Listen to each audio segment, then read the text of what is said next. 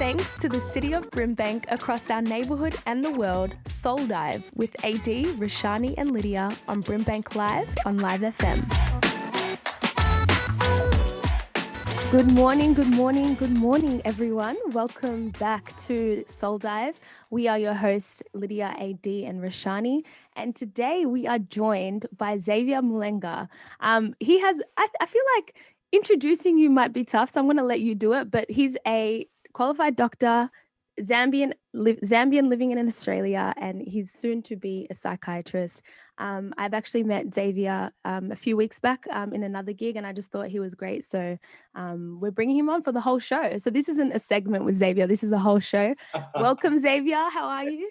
Hey, good morning, Lydia, and everyone else. Roshani, AD. So fantastic. Thanks for having me on. And yeah, keep it nice and short with the intro and bio. That's good because I'm terrible with bios. Are you okay? Would you have said anything different or? Oh God, what would I have said? I said, initially, like I said, born in Zambia, came to Australia for university. Been here for 16 and a half years now, and just completing my psychiatry training. So like I said, hopefully. Oh, beautiful. I think I captured almost everything. Wow. Yeah. Good morning, ladies. Morning. Roshani and I saw you as well at an event that Lydia hosted. So we're so excited to have you. You're so knowledgeable and we love listening to you. So I'm excited for our viewers to also get to hear very excited. You have to say about very excited to pick your brain as well. I guess there are a lot of huge topics that I guess you are very knowledgeable within. So it's really going to be such a big and exciting show. Yeah, 100%. For some context for the listeners, the show that we did 2 weeks back was a Sounds of Healing event where we basically discussed topics such as generational trauma, the hypersexualization of Black bodies, and decolonizing the mind. And Xavier joined us to talk about generational trauma, which I find to be a very interesting topic, one that I don't even think many have really opened, at all. And I think it's great to see that, in this time where a lot of people are having the conversations that are very taboo in nature. But then I realized from this particular event, like just looking at the topics that we covered, that, whoa, there are so many more topics that we haven't even literally opened. So I just wanted to take a deeper look today into generational trauma.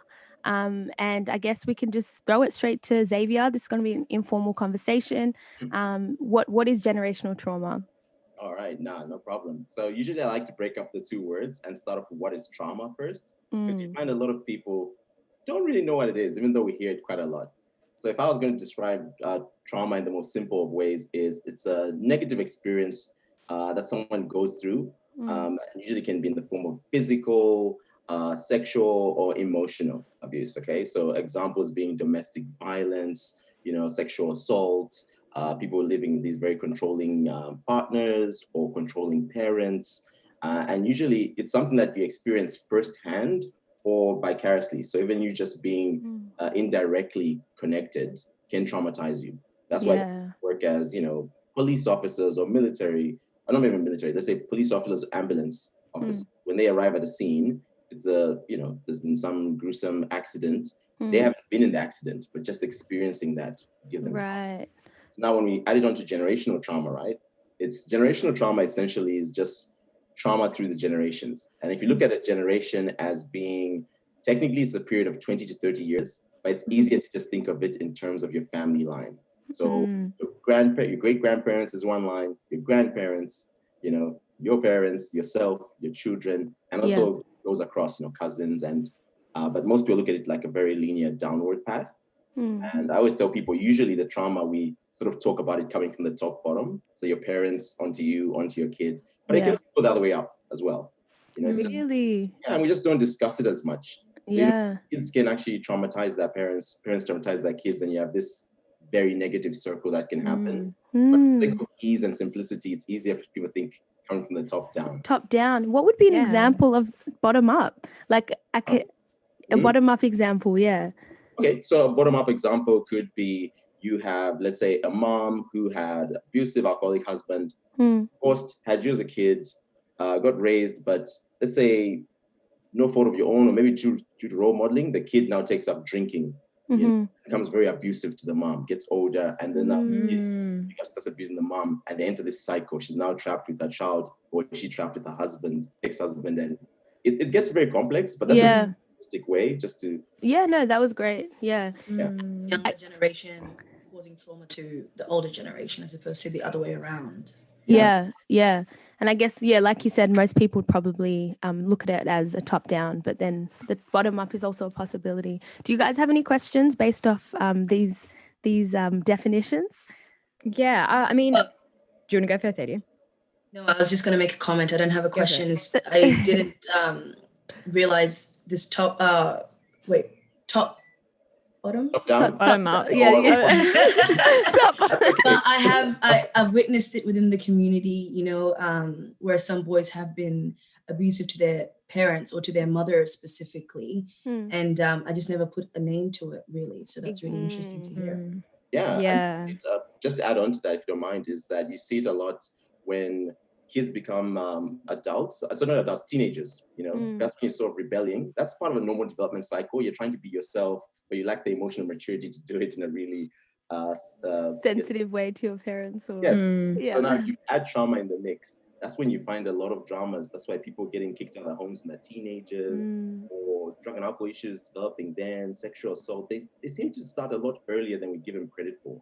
So if I find someone who is just using sexual assault for this example, if I find someone who I'm treating at the age of 30 and they've come after a sexual assault and they've been traumatized, usually if I go back, I find that this has occurred as a theme since earlier years. It's not just came to me at 30 and they had an incident. It's probably been a string of incidents that have accumulated with various negative coping strategies and just different things in the mix. Yes.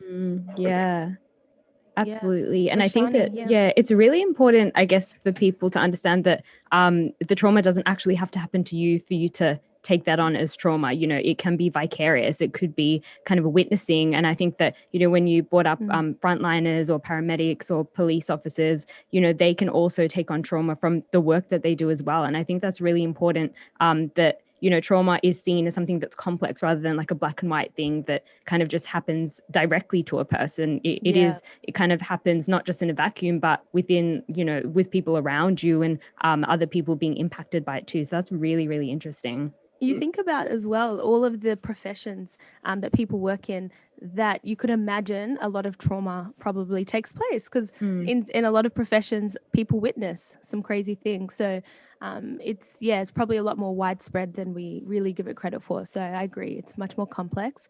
You're listening to Soul Dive. This is Lydia, AD, and Roshani. We're joined by Xavier, Mulenga, and we're talking about generational trauma. We've just defined it. The next question would be, who does it affect? Can it affect anyone?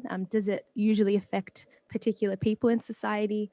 Yeah, no, that's a good question. So off the bat, to answer it in very general terms, can affect everyone, like any single person is susceptible to trauma. So, and I think it's really bad when people try and, I guess, put it in tiers, like, oh no, this person got beaten up, this person got domestic violence versus experience, and people start putting it in tiers of which trauma is the worst. It affects everyone quite differently, but anyone can experience the effects of any sort of trauma, generational trauma or otherwise. And the people who I find, everyone responds differently. So examples we tend to look at is, let's say you've got 2 children in a household, there's domestic violence in this household.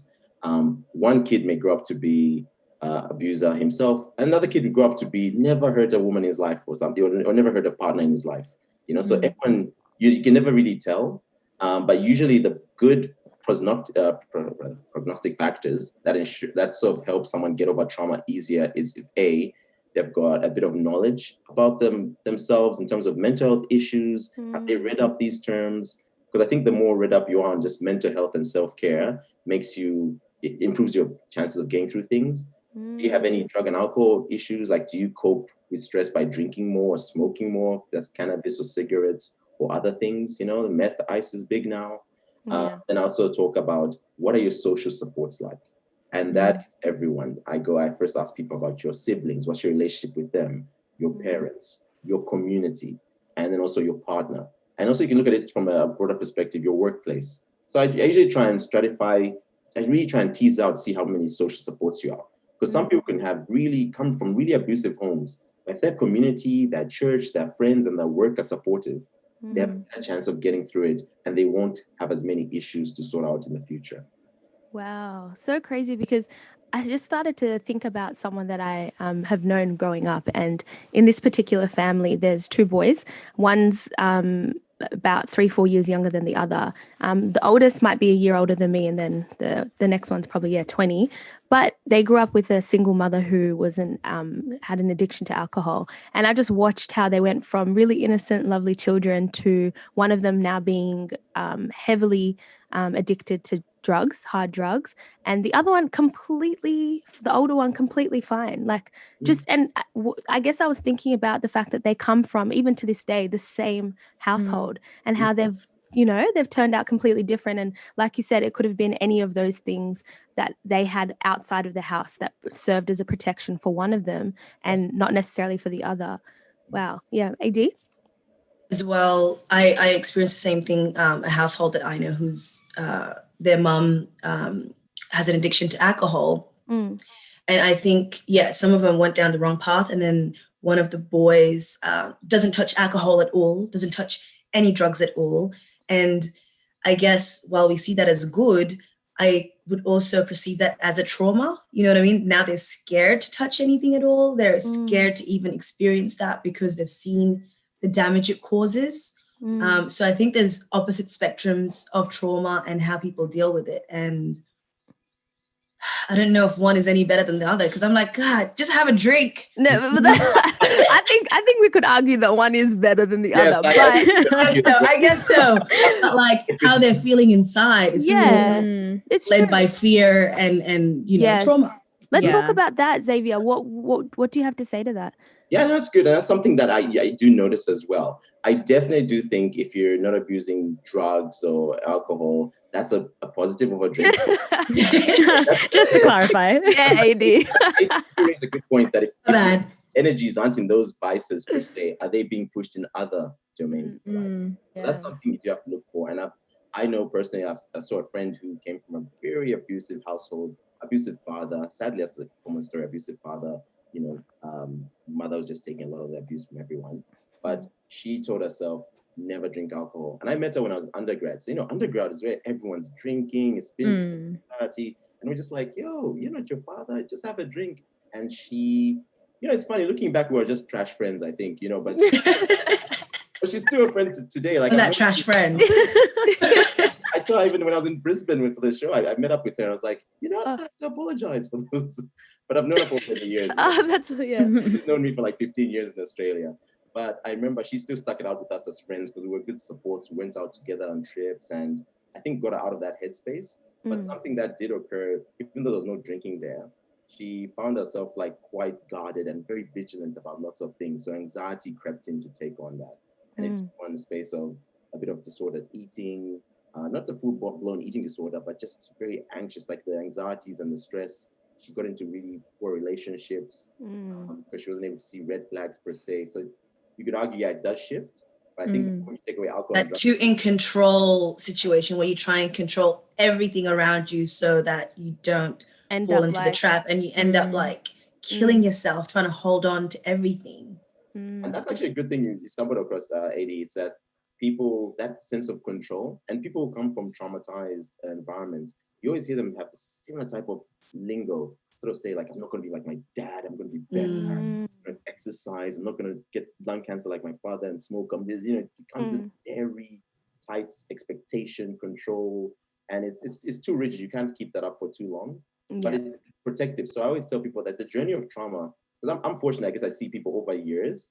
So you see people, when they start off, get worse, go through years of just really bad, and then they come out the other side. Everyone's just got a different journey, and it's kind of hard to say how that journey will go for everyone. So when someone asks what's the normal trajectory or journey of someone's trauma, it's so subjective. And what you have to do is keep providing support, keep picking them up when they go down, and keep on being, like in psychiatry, use the term eternal optimism. Patients come to us when they're really in their worst state. So we have to have this thing where, no, I've seen things get better. Even in the back of my head, I'm thinking, oof, things are pretty bad now. You guys are gonna. Yeah. Roshani, did you have something? Yeah, I just wanted to ask, and obviously, Xavier, you spoke about the fact that the trajectory of kind of dealing with trauma is so different for different people. What kind of happens when you are trying to kind of break the cycle of that trauma, but the trauma is still persisting with the people around you? Like, how does that process kind of look, if you're not able to kind of remove yourself from the actual situation where the trauma is persisting? Yeah. And that's common for a lot of people, as much as people say it's like, oh, get yourself out of that situation. It's a lot harder than people appreciate sometimes. And if someone hasn't gone through that, they really have this very superficial understanding of like, no, just get out of that place, move on, get out that house. Right. What if it's your mom that's abusing you? How do you just up and leave? Right. Exactly. Someone that you love, that you think, the way they're treating you is the right way, even though you're traumatized as hell. Yeah, and to answer that question, Roshani, it becomes a mixed bag, because then you have to figure out how you're going to maintain some sort of equilibrium in this war zone. And yeah. And that's the best analogy I can use to. It's like when you got enemy troops, let's say soldiers fighting abroad across enemy lines, bombarded from all sides, but they say, listen, we have to make the best of the situation because we can't easily get ourselves from it.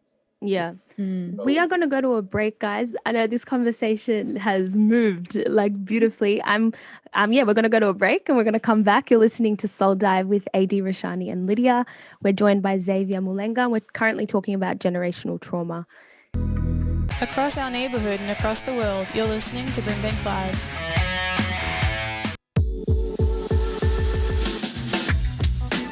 With thanks to the city of BRIMBANK across our neighbourhood and the world, Soul Dive with AD, Roshani and Lydia on BRIMBANK Live on Live FM. Welcome back, everyone. You're listening to Soul Dive. You are joined by Lydia, AD and Roshani. We have a special, very, very special guest with us. His name is Xavier Mulenga. He is a to-be psychiatrist, I guess. He's in training. We've been talking about generational trauma, and we're going to continue talking about it. We've kind of covered what it is and who it affects, or who it can potentially affect. And now I was hoping, Xavier, we could move on to how do we identify it? How do we identify generational trauma? Oh, that's a big one. I guess everyone's got different, signs and symptoms, I suppose. Usually by the time they reach me in my capacity as mental health doctor is that they usually have some sort of formal mental illness. But the first signs are usually very mild things, but they cluster together. So high anxiety, poor sleep, increased irritability. They tend to become more withdrawn from other people. Like even you can, someone who's been in an abusive relationship or family DV, even you as friends will notice this person's moving away from you emotionally and physically. They're hard to pin down, etc. They tend to have really violent mood swings as well. And it's like just sort of a touch of a hat, it just change things up. Some people go through moments of confusion or what we call dissociation, where they sort of have these out-of-mind experiences where they just sort of zone out and blank out, because that's how bad the trauma is. And it's hard to say, because sometimes they come together quite a fair bit, but they get masked with poor coping strategies. So the common one, like I always keep mentioning, is, drugs and alcohol in the mix, or very unhealthy relationships, or impulsive, risky sexual behaviors. So, it's something where the classic old school used to be, if someone's been, let's say, sexually assaulted, then they become sexually promiscuous. And then we also start doing this slut shaming or berating, but it's really someone's trauma and how they're trying to deal with it. And it's funny because trauma is one of those things that's so insidious and slow seeping that usually you use some of your trauma and try and flip it into positive in the way you interact with other people. So people who have been in very let's say a DV relationship, controlling dad, mom who's victimized, this male comes out of it and he's like, oh, I'm not going to be that person. But in his relationship, he's quite controlling. Might not beat someone, but, might not hit them, but it's just, there's that edge of where both the factors, you see it pass on and he invariably passed that on. So it's hard to pick. Sorry, I guess I'm mentioning a lot of things, but those are just the big ticket items that come to mind when you bring that up. Yeah. One of the things that I also found out, and I was like, oh my God, am I super traumatized? Was the forgetful, memory loss and stuff like that. Because I'm very forgetful. And I think that's a way for me to cope. And it's like, okay, forget about the bad real quick. Yep. You don't have time to dwell on that. and keep it moving. You know what I mean? Positivity only. So it's like blacking out or blanking completely negative things altogether. So I don't know if that's gonna like come out later on in life and I'm gonna like lose my marbles, if it's like hidden in there somewhere, or whether it's an all right coping mechanism. You tell us. Oh yeah, that's getting a diagnosis right now. Yeah, I know, right? We love doing this on air. Free psychiatrist. Don't worry, I'll do mates rates today. But, it's like, but what I was going to say is you struck on quite a good nerve there. So the first thing I was going to answer is a lot of ethnic or minority groups, especially if you're in a country where you're a minority, you've already got these other things where that experience in itself can be traumatic, just being a minority. So we always talk a lot in psychiatry circles how immigrants have a higher capacity to develop mental illness or drug and alcohol issues. And even if you haven't come from a Sudanese background, or where there's like genocide or things like civil unrest, even if you come from somewhere like Zimbabwe, Zambia before the Mugabe shutdown, you come across immigration and being a minority is a stressful experience. We're just sort of fighting the status quo, whether it's white supremacy groups, systemic racism, you say whatever it is, colorism, you're fighting that already as the minority. So a lot of us are naturally, I think we normalize trauma. So to add on to AD, it's interesting where a lot of people do question when the minorities, like maybe I this and that, because you just under fire from all sides. So it's hard to realize. And some of it could be actually your response to that. Moving on, the next thing you mentioned about memories and forgetting. Usually we talk about suppression and repression of memory. Yeah, so it's actually a coping strategy. And it's a way, I like saying coping strategies, they're not necessarily either bad or good. There's some that are better than others, but it's a way that your brain manages to move on. So let's say if you've had a really bad encounter, say your boyfriend hit you and it was really traumatic, if you keep re-exploring that incident, it starts stressing you out a lot more. So in your mind, you dim it out, forget and say, you know what, maybe it was me, whatever, moving on, let me go with the girls, get on with my life, get sleep better, and you really suppress it or repress it. So, when you're suppressing it, you're sort of like consciously shutting it down. But when it's repressed, it's just your brain subconsciously doing it. And yes, sometimes it will come back to get you later. That's why psychiatry is quite interesting. Because whenever, I do a bit of like therapy with clients. So the first time you touch on those little tendrils, because I know what to pick for. They're like, oh, that was uncomfortable. Thanks, Dr. Mulenga. I'm good now. You have Laters. And then you're like, no, we just got started. You always have to leave them that open door policy. Like, listen, in case I don't see you again. No, it's okay, man. In case I don't see you again, here's my number. Here's how get back with us. More than happy to help you if things fall apart again. Because then in my mind, I know that we've just touched it, but you have to make them feel like coming back isn't like, oh, I messed up. I'm back. I'm sorry. I should have listened to you.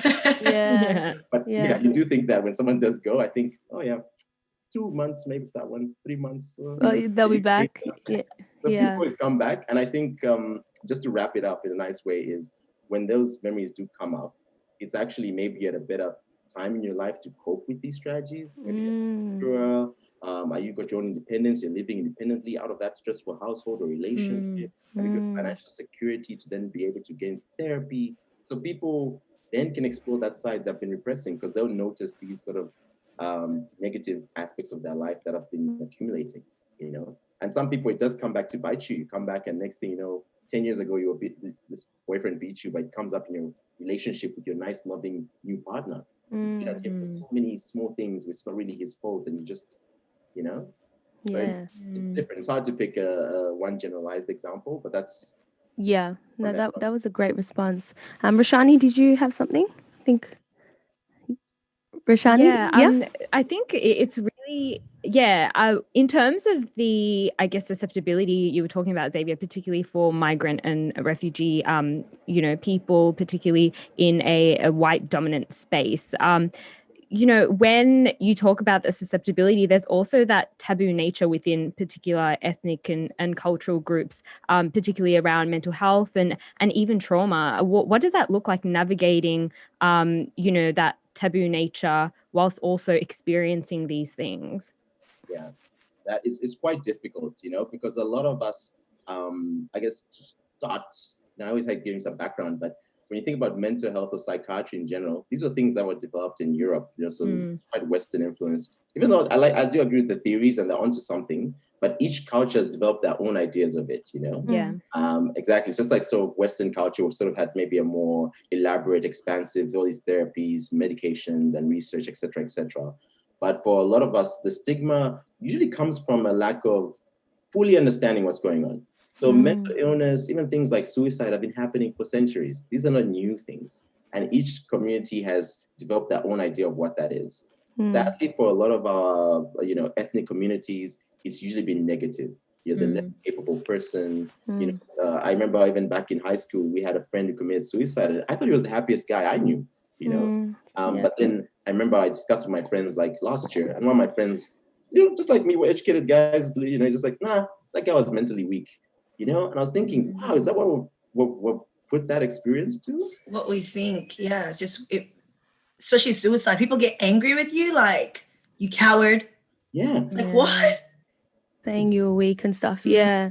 Yeah, it's mixed emotions. And Roshani, to answer the question, I think whenever I encounter people coming from that space, usually any space really, because every culture, even like you find white Australians have got their own ideas about what mental health looks like. I have to be very respectful for where they're coming from, because I'm just coming here and I can't be like, hey, listen, what you know is wrong. I have to see what the understanding is. And then if I can incorporate it in the cultural aspect, I do, but otherwise I try to bring it out to a neutral space. Like, let's these symptoms. Sure, you're saying like, oh, I can't be depressed. What's going on with me? Then I'll say, maybe I think you're depressed. But instead of putting this tag that you find such a negative association to, let's put it to the side and let's just start doing, you don't sleep well. You're drinking too much. Yeah. Fighting with your mom. I said, let's and those are things, when you make it a bit more bite-sized, people can get through it a bit better. But overall, the problem with the stigma and the taboo of it is that people don't reach out for professional help. So that's what I find is the biggest problem. And I find lots of minority groups coming to mental health services quite late in the game. They're playing catch up when this field that they know nothing about is new to them, it's scary, and you're being helped for. So it's always a difficult encounter, but it works out in the end for lots of people. Yeah. I feel very optimistic when they do come. But if they knew better, if they maybe knew a bit more and they were less afraid, they might come earlier. And then that's better to work with. Someone comes earlier than later. Yeah. And do they usually end up with you because of a circumstance that led them there? Well, that's so, and then you get insight from these these ethnic people about why it took them so long. Yes. Oof, I tell you, I think psychiatry is one of those specialities where usually people come to you against their will. If you break your leg, you're like, oh, I need to go to ED, see orthopedic surgeon. If you have a heart attack, cardiologist, you wouldn't question that. Right. You think you're depressed or you're drinking too much, like, I don't know, I'm just stressed. I don't need to see a psychiatrist. It's always, so usually what happens is I've got someone, a family member, a partner, or a sibling dragging this person in. Yeah. Sometimes it is almost dragging them in. Or they come in these really big situations where the ambulance and police have been called in and they're brought into ED as involuntary patients. I get at 2 in the morning, like, what? Sorry, they're having Christmas dinner and then they try to stab each other. Sorry, a family. Yeah, it's very real. Wow. It's interesting. You just mentioned a myth that you of in that industry, what people think of psychiatrists. We're going to get to that later in the episode. We're going to be doing some Mythbusters. But AD has something, and then we're going to go to a break. I'd say in terms of psychiatry and seeing a counselor and stuff, as an ethnic person, do you think it's worthwhile investing in a counselor that has an ethnic background, or good question. Is any counselor or will any counselor do type thing? Yeah, so obviously, I think it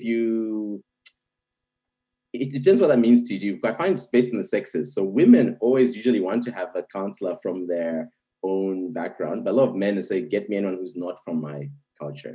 So I find in minority groups, so even for like myself, when I've seen my therapist, because I've been having therapy for many years, and I remember when I first chose a therapist, I was like, can't be Black. And I think it's just that whole thing of men being vulnerable to our own people. Yeah. But so if that doesn't work for you, go elsewhere. But if you really are thinking that someone from a similar culture would understand you better, it's always worthwhile having a look. But the caveat to that is there are not many of us. They really are, So some people say, oh, I'm going to wait until one becomes available. And I say, that's probably not a good idea. Till my son becomes a doctor, then I'll go see someone. Wait a couple of years. Anyway, you'd be like, you think you already know what's best. I actually recall you saying in The Sounds of Healing, you said it's better to start the process with someone, at least perhaps someone that's maybe got that cross-cultural training. And then when, someone of your preference comes up, then to make that switch, which I agree, because then that way you've started the journey. We're going to go to a break now. We'll be back to kind of dig into the alcohol and drug addiction side of things. You're listening to Soul Dive with AD, Roshani and Lydia, and we're joined by Xavier Mulenga. You are listening to BRIMBANK Live.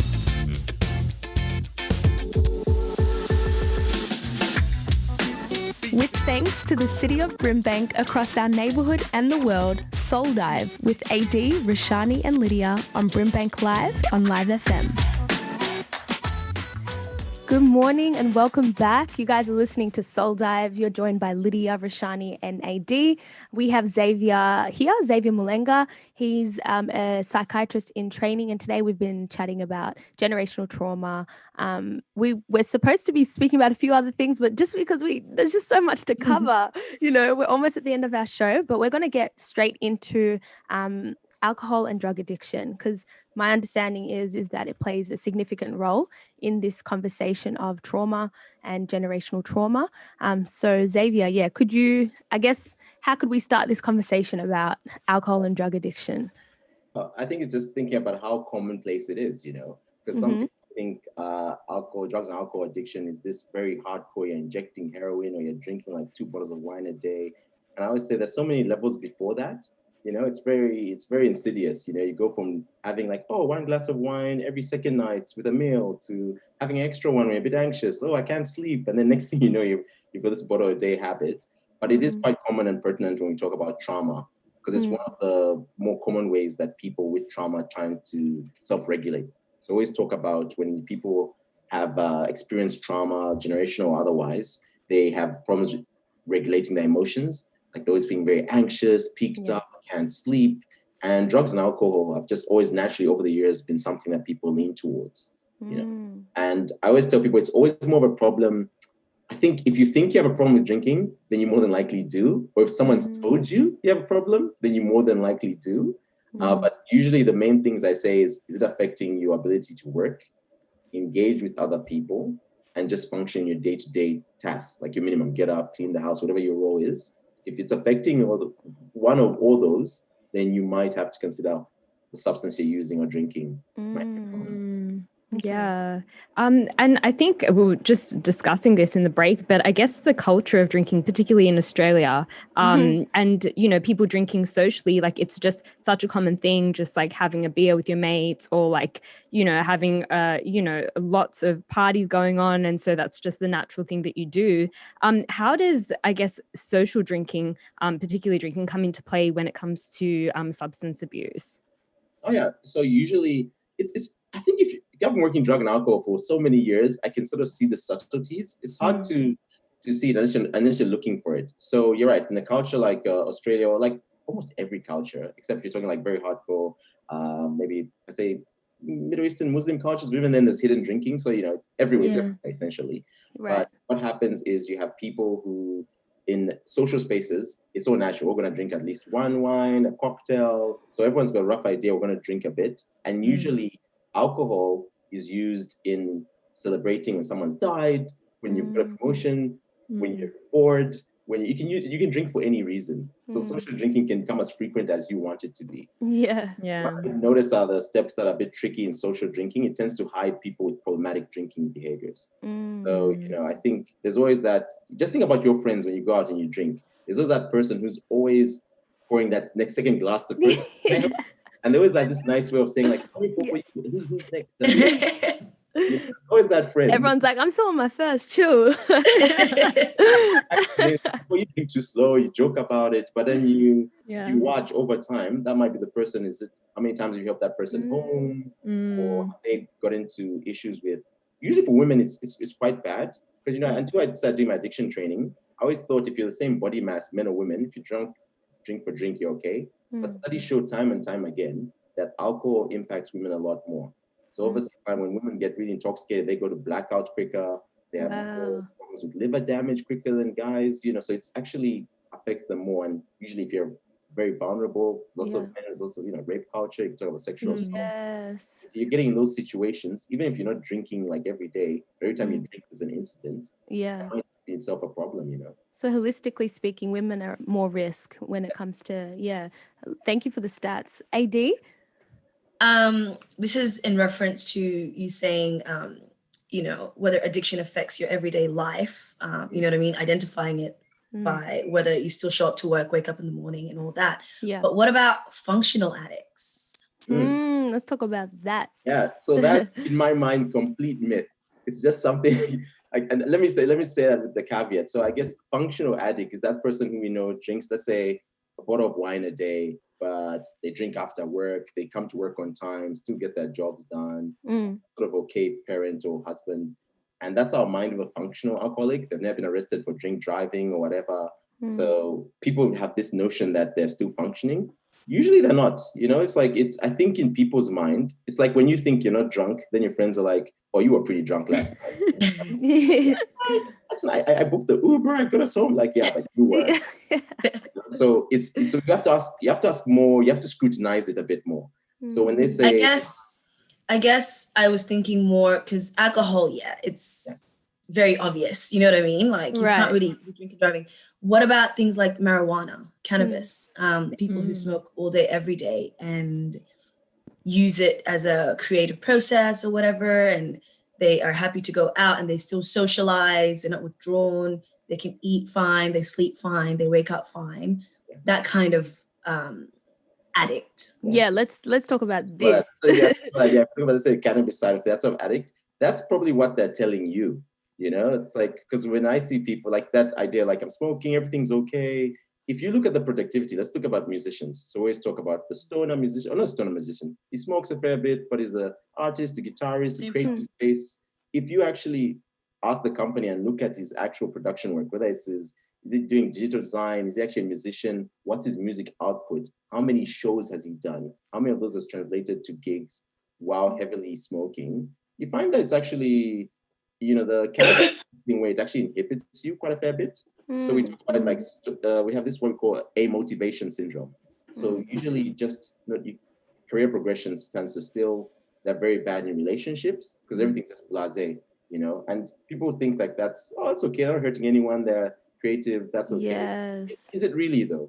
Yeah, it makes me think about the fact that there's a spectrum of functioning well, and you might be functioning well at the 60% mark, but really you have that 40% that where you could be functioning much better, and people see the 60 and they're like, that's good, so they just think that it's and I think as well, I always have to tell people that we've just normalized sub-optimism, and especially like in minority groups, we normalize just really abusive traumas. So let's say back home in Zambia, we have a common term where domestic violence is quite rife, but then there's a guy saying where like if a woman's complaining with you, you even tell them like, you're even lucky I don't beat you, other guys beat. That's how common it is. It's a joke where we laugh about it, right? Then when I leave Zambia and I look back, I'm like, damn, that's a really dark joke. Yeah. You like, okay, is that so we accept that we're accepting this subpar, I think, because the human potential, and I think especially in minority groups, we're used to just being under. So we're just used to, you're not dead, you're healthy. Good enough. Good enough, exactly. Yeah. So I do think that functional addict thing, I've never agreed with it because everyone I've spoken to, and I guess I have very candid discussions with people, and the good thing in psychiatry is people tell you things they won't tell their partner, mother, or priest. So you end up becoming this person who knows a lot about people. And they might put off this persona that they're functioning well, but you have to put it under more scrutiny. Look at them over a 5-year period. Was there any potential that they could have had past that? Yes. Yeah. That's good. Yeah. Roshani. In terms of, I guess, addiction, particularly around substances, I think that there's also, like, for example, if somebody has, a long-term injury that they have and they are using like pain medication, what's the line between, I guess, dependence on a drug and then that falling into addiction? Oh, it's such a thin line because like I worked in pain clinics, and I swear, when you're working with a pain physician and addiction specialist, we sort of might see the same person in two sides. Like I might say, I think we're giving this person too many painkillers. I think this person's really hoped it's not helping them. And the pain specialist to say like, no, look, is that an injury? It's chronic pain, and they're subjectively telling me they're in pain. We have to treat this. Right. And I think it's a very hard line, but there's a very high comorbidity and relation, right? So a lot of people, before, we used to have a very simplistic understanding of pain. And it'd be like, okay, you've got an injury, painful, it's chronic, we should give you some medication to work on that. And that was it. But obviously people got dependent, we got opioid crises, people overdosing, and we realized that can't be the only way. So now, like I used to work at pain clinic at Royal North Shore Hospital, and it was essentially, we'd have a psychologist, a dietitian, there's a physio, so we talk about everything else before we talk about the medications. The point where we have to motivate them somewhere. Someone says they're drinking heavily and there's still extra pain meds. We say, no, they're drinking too much. You have to, it's sort of more strong arming people, but ultimately you get them to have better habits that will work to help that pain get better. But it's a very thin line, like addiction. It's so tight. AD has something to say. I was going to just throw something random out there. I saw that cheeky smile. People use marijuana as pain medication as well. Would you recommend the herb or painkillers if you had to? Ooh, that's a you're going on record here. The way I would sit on the fence with that is like, I've had more experience with medications than with the herb. And I think in Australia, it's not really been legalized properly.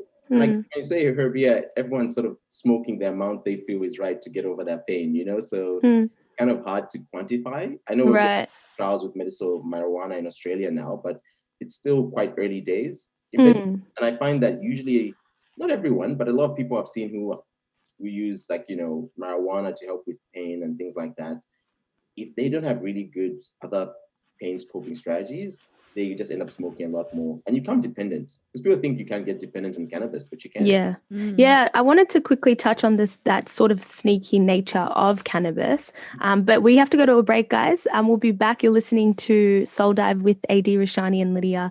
We're joined by Xavier. And we're discussing generational trauma, alcohol addiction and drug addiction. You're listening to BRIMBANK Live.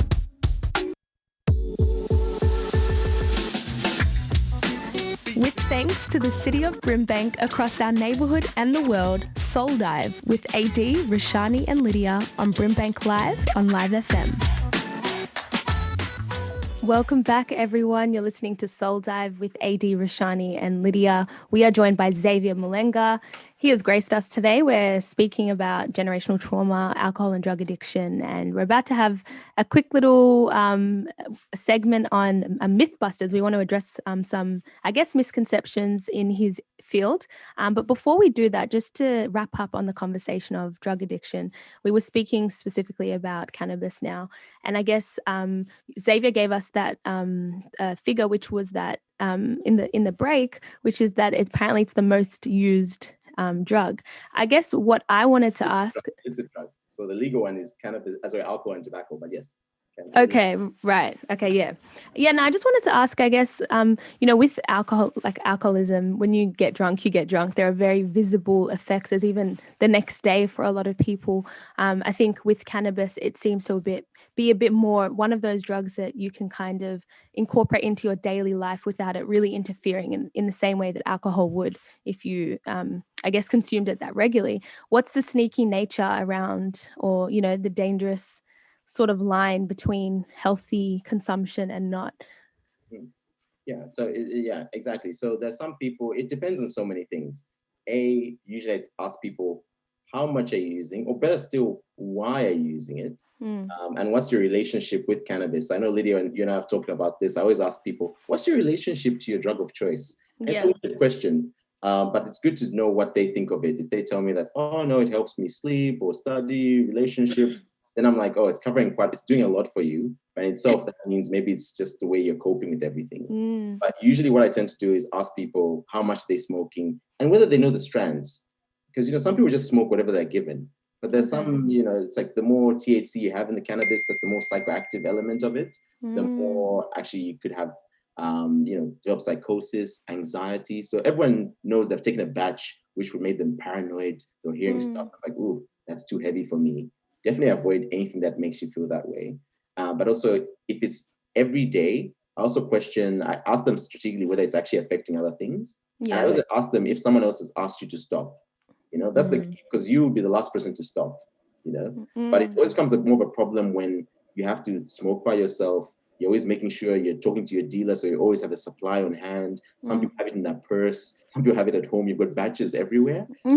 They were running into a bit of problem. And when you ask them, when's the longest period you went without smoking? They're like, oh, I smoke every day. It's just like, and they look at you and it sounds like it's almost a joke. But then if you ask them to stop smoking for a week, they're like, no, I go crazy. Then I think, oh, now we've got a problem there, because now your body's physiologically dependent and you're also psychologically dependent on it. Yeah. Thank you for that. We're going to go straight to the Mythbusters now. We've got a few here. The first one is psychiatrists only want to drug you. Now, tell us what's up, psychiatrist. I like to say 100% no. Let me speak for Australia, because we're not big pharma like America so much. Okay. But the caveat to that is, by the time people see a psychiatrist, they're usually quite unwell and come quite late, to the point that medications would be, from our perspective, indicated. So every time you do meet a psychiatrist, if you've had trauma for years, depression for 2 years, then only because you're getting suicidal or you're drinking too much, you come see me. People get surprised and say, listen, I think you're depressed for a long time. You should be on antidepressants. Like, hey, I just met you first time, you're drugging me. So that's where I think you are. Yeah. So usually what I do is I take a step back and give them a lot of information. So we educate the people. I give them pamphlets to go home with, give them some things to go read, so that they can have, when they're not fighting with me, they can come back and say, okay, let's give this a go.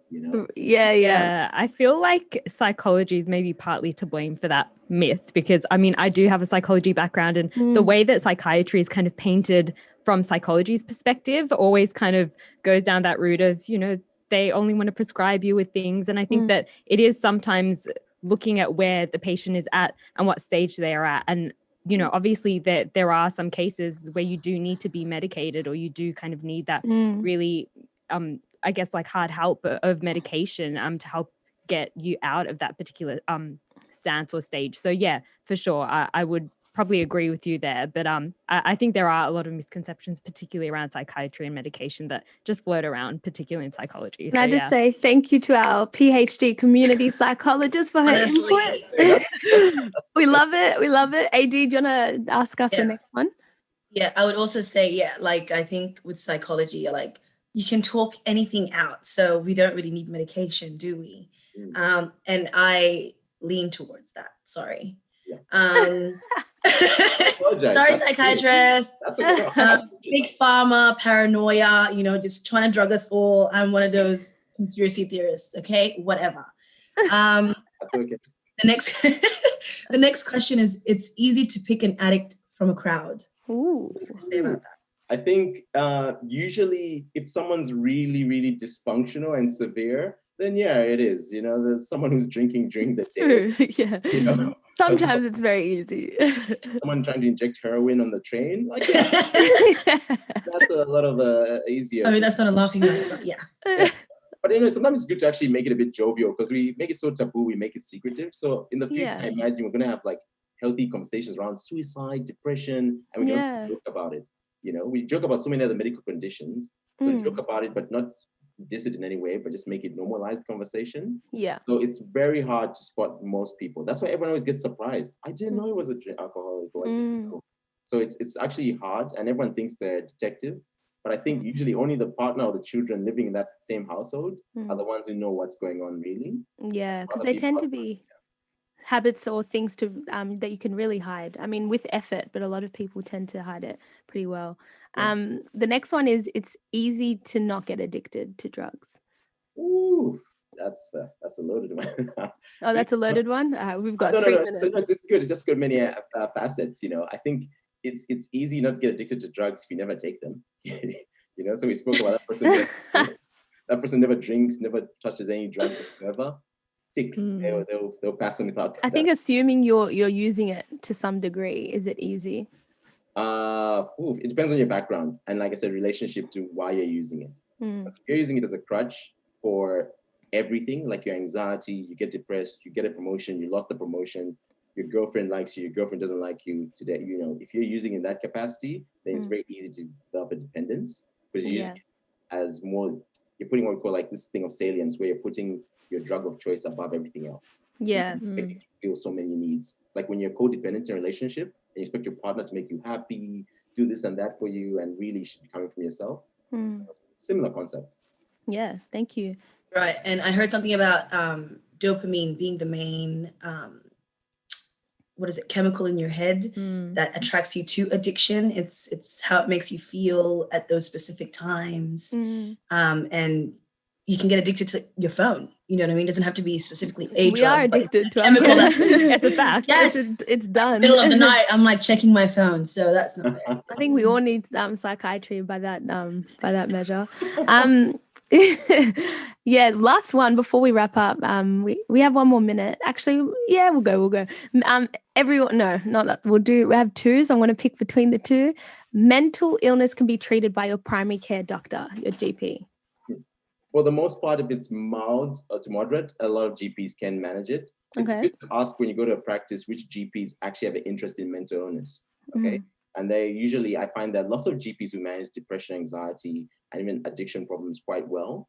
But when it gets above a bit, there's a threshold they have, because they don't have all the time to do therapies, or sometimes they're not really good with medications. They refer onwards. But otherwise, seeing a GP, and I've seen many people, even friends, other doctors who've gone to a GP and managed to get their treatment from therapy and a GP and never had to see a psychiatrist.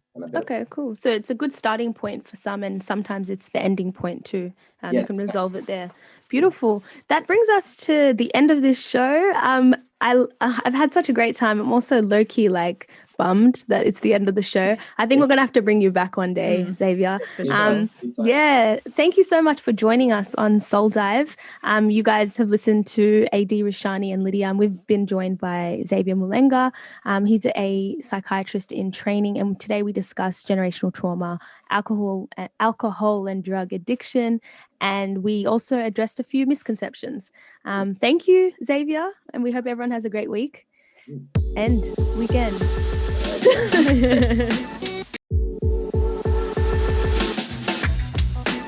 With thanks to the City of BRIMBANK across our neighbourhood and the world, Soul Dive with AD, Roshani and Lydia on BRIMBANK Live on Live FM.